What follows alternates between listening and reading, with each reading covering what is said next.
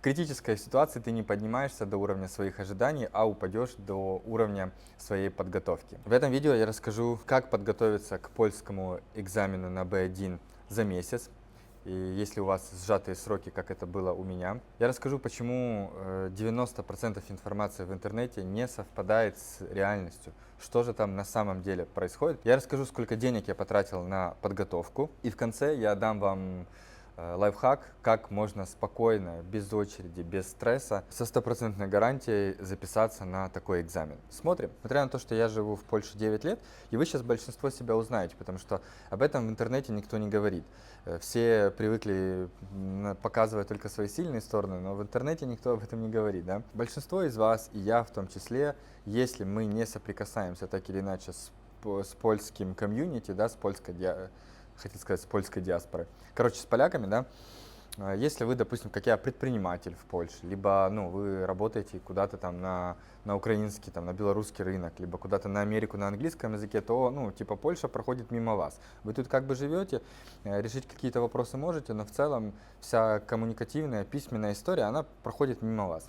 Помимо этого, находиться в стране это не равно знать этот язык. Да? Если вы переедете в Лондон, это не значит, что вы через 5 лет будете говорить на английском на уровне там, upper intermediate. Да? То же самое и с Польшей. Многие просто позаучивали какие-то слова, и им этого достаточно. Ну, там нам звонят клиенты. Алло, Станислав, можно спилку открыть вместо спулки? Или а вы можете помочь нам пиксель получить? Я говорю, какой пиксель? Ну, пиксель. Я прожил в Польше 9 лет, и на уровне говорения все окей. Писать я не умею, в принципе, ни на одном из языков нормально, да, и это как бы тут нечего скрывать. Ну, там грамматика и все остальное, язык я не учил. Я был на 0 курсах вообще в Польше за эти 9 лет. Но решение принято, поэтому я вписался в эту движуху.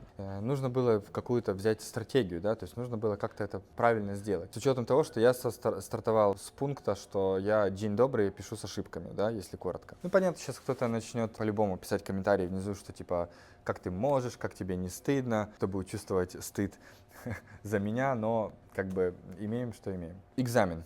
Есть 4 части. Это слушать и заполнять тесты, это говорить, это грамматическая часть и это написать письмо. Почему в интернете говорят на этот счет просто какую-то хрень? Когда ты неправильно готовишься к экзамену и когда ты слушаешь эти все видосы, есть такое ощущение, что это все супер легко, просто, и как будто сроков не существует. Но на практике это выглядит так, что ты приходишь в аудиторию, там сидит там 100-150 человек, у нас на экзамене так было, дают какие-то вводные инструкции и тупо включает таймер. На каждую часть есть определенный тайминг, там 25 минут, 30 минут, там 45 минут, да. Но давление, которое, ну, как бы витает в воздухе, оно совсем отличается от того, что говорят в интернете. Что нужно сделать? Первое – это почувствовать почву под ногами и четко понять, какой у вас уровень польского. Сделать различные тесты и понять, какой это уровень. А2, А1, может быть, у вас уже есть B1, но вряд ли. Второе. Вам нужно четко понять, сколько у вас времени и понять базу, которую вам нужно изучить. Ну, в моем случае это был месяц, это достаточно мало. Как бы, чтобы вы понимали, я начинал с алфавита. То есть я садился и тупо на первом, там, на втором занятии с преподавателем мы учили алфавит, да, то есть настолько у меня был такой уровень. Но это с тем, что там на польском я общаюсь, письма пишу, там через переводчики я надиктовываю правильные конструкции сразу, ну и там много чего сотрудники делают, мне не было необходимости там хорошо так грамматически знать язык. Понять, сколько у вас есть времени и понять, что вы не знаете, и сделать декомпозицию. В моем случае у меня был ровно месяц, и я понимал, что времени немного, соответственно, я буду заниматься 6 дней в неделю. То есть я принял такое решение, я буду заниматься 6 дней в неделю. И практически так и получилось. То есть где-то вот у меня было 4 недели, и 6 дней в неделю я занимался польским. Просто сегодня с репетитором, завтра без, послезавтра с 2 репетиторами, потом там, допустим, мог сделать перерыв, потом опять сам, потом опять с репетитором. Ну, то есть я бомбил каждый день, потому что сроки были сжаты. На что важно обратить внимание при подготовке к этому экзамену? Пункт номер 1. Определитесь, какой у вас бюджет, есть ли он и как вы готовы готовиться к нему. Хотите готовиться. И тут иерархия такая. Работа с частным репетитором – это топ. Дальше групповые занятия и дальше самостоятельное изучение. Ну, есть еще 4-й вариант – ничего не делать и просто прийти на экзамен. Ну, тоже вариант. Вот, соответственно, понимая мою ситуацию, я выбрал сразу первый вариант. То есть я выбрал вариант заниматься с репетитором. Это помимо домашней работы, которую я делал. Если вам не нравится преподаватель, то ну, первый момент, да, первая ошибка, не бойтесь его менять. Не нравится — поменяли. Не нравится следующий — еще раз поменяли. Должно быть такое ощущение, что вы выходите из урока, да, там, этого польского, группового либо личного, и вы понимаете, что, во-первых, вам все понятно после этого урока, во-вторых, вы не чувствуете себя как-то странно, униженно, раздавленно, подавленно и так далее. То есть вы чувствуете себя вдохновленно, вы чувствуете, что есть какой-то прогресс, успех и мотивация. Пункт номер два, об этом в интернете говорят часто, но вы же понимаете, знать путь и пройти его — это разные вещи, поэтому я вам сейчас еще раз это последний раз скажу, и услышьте меня, пожалуйста.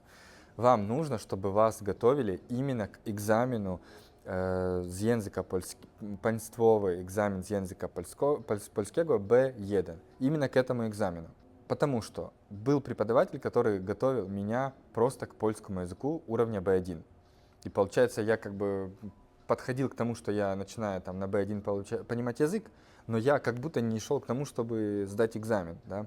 Соответственно, я там параллельно подключил еще второго преподавателя, и мы с ним готовились именно к экзамену. А в чем разница вот просто подготовки к уровню B1 и к тому, когда тебя готовят к экзамену? Во-первых, вам не нужны все темы и все слова уровня B1 на польском языке. Во-вторых, у вас есть критерий скорости, потому что это экзамен, который который делается на конкретное время. То есть вы сдаете каждую часть, у вас есть определенное время. Итак, следующая рекомендация — это фокусировка на вашей слабой стороне. И поверьте мне, у 95% из вас ваша слабая сторона — это грамматика и письмо. Тут два момента. Первое, если вы думаете, что вы говорите хорошо на польском, то это далеко не так. Скорее всего, вам просто не давали настоящую, честную обратную связь. Поэтому, проверьте под таким углом посмотреть на это. Во-вторых, если вы хорошо говорите на польском, нормально, сносно, это не равно, что вы можете также нормально, правильно написать слова, потому что там есть много правил, где мы должны написать определенные буквы и закорлючки, да, там «оу» и так далее, но говорим мы их по-другому, поэтому это не равно хорошая писанина. И, так, в принципе, большинству людей, да, то есть говорить — это первый навык, который там даже ребенок изучает, получает, да, то есть говорить всем проще. Вот, соответственно, фокусируемся сразу на письме. Именно на грамматике и на письме. Я бы выбрал бы такую иерархию. Это письмо, потом грамматика, оно как бы параллельно, да, идет, потом разумение ze słuchu и только потом mówienie, да. То есть вот такая должна быть у вас и иерархия подготовки к этому экзамену. Четвертое. Обязательно пройти прошлые тесты и пройти их полностью за все года на ваш уровень B1. Они есть на сайте, я ссылку оставлю под видео. Это бесплатные тесты с прошлых годов. Там есть 2017 год, по-моему, 2018, там 2020 год. Просто примеры тестов, как это происходит. Обязательно их пройти, и мало того, это то, что мне тоже никто не говорил, вам нужно пройти их с таймером. То есть там написано большими буквами, цифрами, сколько дается времени на эту часть. И вы прям включаете таймер на телефоне и фигачите именно так, как будет на экзамене. И вы удивитесь, когда вы почувствуете даже дома, когда будете сидеть сами, это давление, и вы поймете, что, так мне надо быстрее читать. Я на польском медленно читаю, мне надо прям ускоряться. Вот. И представьте, что на экзамене вам будет еще сложнее, скорее всего, потому что большинству людей сложнее. Там рядом со мной сидел чувак, он просто так нервничал, что чуть не обосрался. И реально он там дописал экзамен, быстро что дописал тесты и просто выбежал из этой комнаты, да. Там смешная история, если интересно, подписывайтесь в мой инстаграм, я ее расскажу там в инстаграме. Поэтому очень важно такие тесты пройти, и просто не стесняйтесь и берите и проходите все тесты за все прошлые года на уровне B1. Следующее, в момент самого экзамена, в день экзамена, понятно, выспаться, понятно, не обжираться разной там еды, прийти вообще желательно чуть-чуть покушать, либо там на голодный желудок, можно поесть черный шоколад. Перед экзаменом также важно пописать, покакать, если хотите поплакать, и заходить в аудиторию и уже, понимать, что все, там, следующие 25 минут мы будем конкретно бомбить. Но вы будете не 25 минут работать, а еще есть часть вводная, которая, ну, там, минут 20 точно вам будет рассказывать, как происходит экзамен, и потом еще 25 минут первая часть, которая называется «Разумение за слуху». Соответственно, на 40 минут надо опустошить баки. Теперь несколько секретных лайфхаков, за которые я заплатил 1500 злотых. Итак, номер один. Если вы сдали грамматическую часть и писание, то в 98% вероятностью вы сдали весь экзамен. Я вас поздравляю. Ну, проверить это легко. Обычно ты, когда не уверен в каком-то ответе, то это значит, что есть шанс, что ты там, ну, допустил что-то не так. А вот это чувство, когда ты знаешь ответ, и ты в нем уверен, ты прям уверенно эту галочку ставишь, либо уверенно какое-то окончание пишешь. Вот, соответственно, это первый лайфхак. Второе — это понимание, что вот вам из всего того языка, да, который есть, и уровня B1, вам надо выучить на самом деле не так много вещей, но их нужно выучить очень качественно. Вам нужно выучить род, да, там мужской, женский, оно и так далее. Вам нужно выучить настоящее, прошедшее, будущее, и вам нужно выучить там некоторые контексты, виды одмян, которые бывают. Все, не надо больше ничего учить, не надо каких-то сложных глаголов, неправильных глаголов и всего остального. И очень важно это вот вам преподавателю сразу донести, да, либо вашей там, кто вас будет обучать. Следующая фишка. Обычно темы, которые попадаются на часть, там, где вы пишете эссе, да, оно там на 160-200 символов, обычно они каждый год повторяются, просто чуть-чуть меняется контекст. Например, в прошлом году было задание поздравить шефа или шефову с там, уроджинами, да, то в этом году будет поздравление не для шефа, а там для вашего, как для вашей какой-то там коллежанки, да. То есть поздравление остается, просто тот, кого поздравляют, ну, может меняться. Обычно это шеф, это коллега какой-то, коллега, кумпель, и это какие-то родственники. Все. То есть научитесь писать эти поздравления. То, что касается повествовательной части, там их много видов, но так или иначе в каждом году есть часть, есть вид задания, который называется «Напишите эссе». Берите сразу его. Мы пишем эссе. Эссе — это свободная форма, это не справоздание, это не опис чегось, это конкретно эссе. Это возможность сделать полет фантазии. Более того, вы можете выдумывать, что хотите, главное ответить на тему этого эссе. И опять же, фишка в том, что обычно эти эссе, они тоже, ну, как бы смысл эссе остается один и тот же. Вы можете просто описывать, в прошлом году нужно было написать эссе про собаку, в этом году эссе про человека, в следующем году эссе, я не знаю, про самоход, да, но смысл один и тот же, и правильно подобрав слова, выучив их и заучив, вы сможете с большей вероятностью сдать экзамен. Важный момент: результаты с этого экзамена придут вам в среднем через 5 месяцев. Где-то 3-4 месяца вы будете ждать саму децизию, да, то есть как оценку вашу, и еще где-то 2 месяца вы будете ждать сам сертификат. Я спросил у экзаменатора, почему так долго, и она сказала, что 20% всех анкет экзаменационных, на них делается аудит какими-то еще внешними там аудиторами, внешними преподавателями, ну, чтобы не было там нарисованных оценок. Поэтому так долго. Теперь, сколько денег я потратил на подготовку? Я подсчитал, и я примерно потратил 1500 злотых на эту всю историю. Это с тем, что я обучался полностью персонально, у меня было там плюс-минус 20 занятий, и ну, я прям очень плотно зашел. Можно ли дешевле? Да, можно, если у вас уже есть какой-то уровень польского и именно грамматический уровень какого-то польского, да, понимания. Тогда я бы советовал пойти в групповое обучение, которое есть прям в компаниях, через которые можно записаться на экзамен. У них есть именно подготовка к этому экзамену, это интенсив на месяц, который стоит там 600-800 злотых. Это может быть тоже ваше решение. В завершении я обещал рассказать, каким образом можно записаться. Записаться безболезненно и комфортно.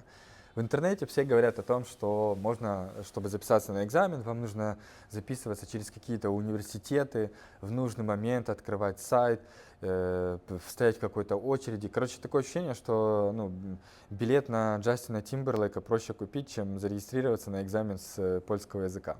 И действительно так и было, если честно. Но И сейчас есть классная возможность. Есть коммерческие школы, которые получили лицензию экзаменационную, вот такую, в том числе есть и в Варшаве такие школы, и вы можете записаться на экзамен через них. Особенно если вы у них потом будете проходить месячную подготовку, то у вас как бы очередь гарантирована, да, то, что вас запишут. У меня так и было. Я нашел такую школу, я через них записался.